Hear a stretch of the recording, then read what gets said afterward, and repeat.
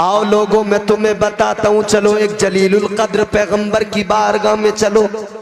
अल्लाह के प्यारे पैगंबर जनाबे मूसा अलैहिस्सलाम, हजरत मूसा अलैहिस्सलाम अल्लाह का नाजिल करदा सहीफा, अल्लाह की नाजिल करदा किताब। हजरत मूसा अलैहिस्सलाम तौरात की तिलावत कर रहे हैं, तौरात को पढ़ रहे हैं। तौरात पढ़ते हुए हजरत मूसा ने एक उम्मत का जिक्र पढ़ा, एक उम्मत की फजीलतों को पढ़ा। उसमें लिखा हुआ है एक उम्मत ऐसी आएगी दुनिया में, एक उम्मत ऐसी आएगी वो सारी उम्मतों के बाद आएगी, मगर जब जन्नत में जाने की बारी आएगी वो उम्मत सारी उम्मतों से पहले जन्नत में जाएगी।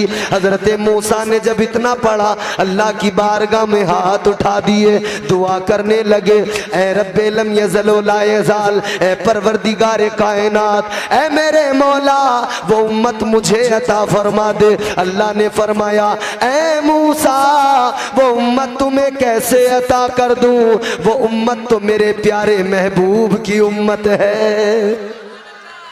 हजरत मूसा अलैहिस्सलाम ने तौरात का वर्क पलटा, आगे पढ़ रहे हैं।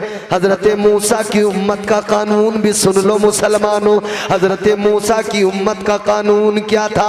हजरत मूसा की उम्मत का कानून ये, अगर कोई इंसान रात की तन्हाई में, रात के सन्नाटे में गुनाह करता है, अगर रात में किसी ने गुनाह किया, रात की तारीकी में गुनाह किया, तो सुबह को उसके दरवाजे पे लिख दिया जाता था। सुबह को गैबी तौर पर उसकी माथे पर, उसकी पेशानी पे लिख दिया जाता था, ये इंसान गुनाहगार है, इस बंदे ने ये गुनाह किया है। रात के अंधेरे में कोई गुनाह करे, सुबह को उसकी पेशानी पे लिख दिया जाए। हजरत मूसा ने तौरात में पढ़ा, उसमें लिखा हुआ है एक उम्मत ऐसी आएगी, रात के अंधेरे की बात छोड़िए, अगर वो दिन के उजाले में भी गुनाह करेगी तो अल्लाह ताला उसके गुनाहों पे पर्दा डाल देगा, अल्लाह उसके ऐबों की पर्दा पोशी करेगा। हजरत मूसा ने हाथ उठाए, अल्लाह की बारगाह में अर्ज करने लगे, ए रब्बे लम यज़ल व ला यज़ाल, ए परवरदिगार कायनात, ए मौला वो उम्मत मुझे अता फरमा दे। जैसी हजरत मूसा ने अर्ज किया, अल्लाह ने फरमा दिया, ए मूसा वो उम्मत तुम्हें कैसे अता कर दूं, वो उम्मत तो मेरे प्यारे महबूब की उम्मत है। हजरत मूसा अलैहिस्सलाम ने फिर वर्क पलटा। बात समझ में आ रही है? बोलो भाई बोलो। अब चूंकि मेरी तकरीर में ना क्रीम रह जाती है, कुछ थोड़ा बहुत जो हाय हल्ला वाले होते हैं ना वो सब निकल जाता है, क्रीम रह जाती है, वो सुनेंगे अब मेरी बात। मैं आपको कुरान सुनाऊंगा, हुजूर की अजमतें सुनाऊंगा, मगर आप सुनने को तैयार हो जरा सा।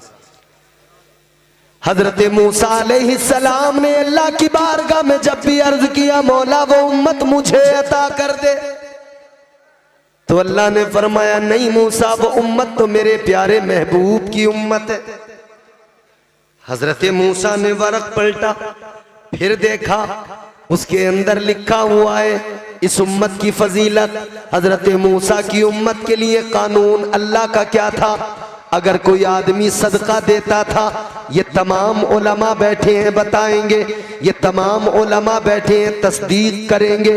हजरत मूसा की उम्मत में कोई इंसान अगर सदका दिया करता था, अगर वो सदका देता था तो सदके वाली चीज को लाकर मैदान में रखता था, आसमान से एक बिजली आती थी या एक आग आती थी, उस सदके वाली चीज को या तो उठा के ले जाती थी या उसे जला दिया करती थी।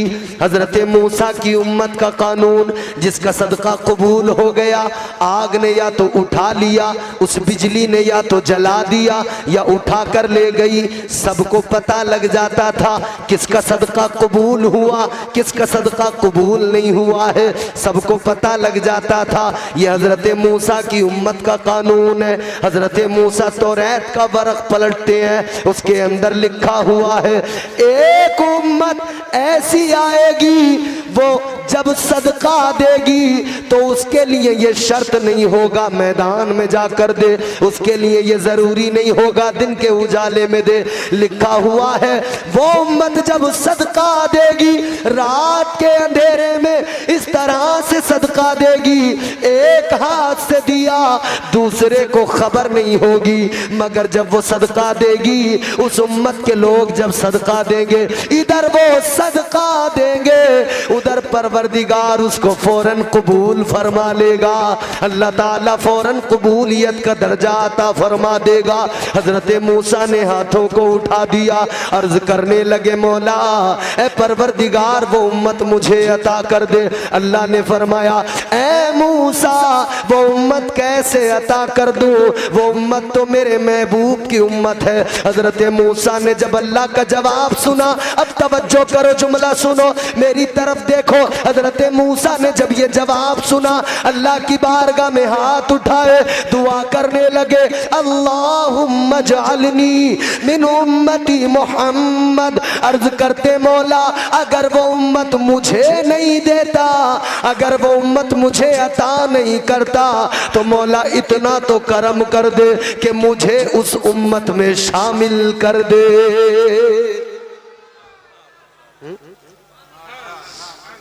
हजरत मूसा ने अल्लाह की बारगाह में दुआ की, मौला मुझे उस उम्मत में शामिल कर दे।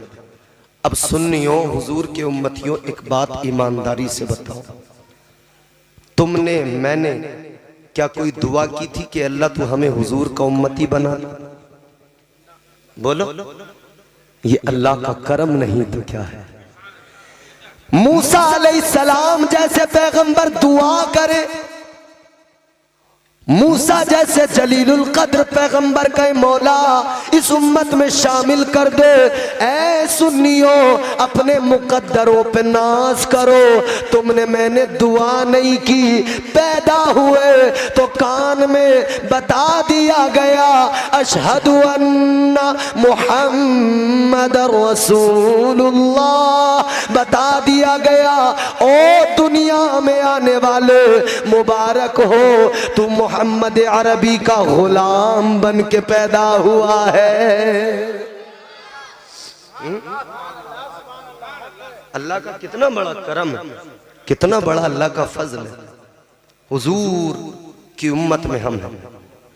अब उम्मती बनाया ना हुजूर का, तो अल्लाह ने फरमाया मेरे बंदो उम्मती बनाया है ना तो तुम्हें तन्हा नहीं छोड़ूंगा, पहले तो तुम्हारी अजमतों का ऐलान कुरान में करूंगा, तुम्हें तन्हा नहीं छोड़ूंगा क्योंकि तुम मेरे महबूब की उम्मती हो।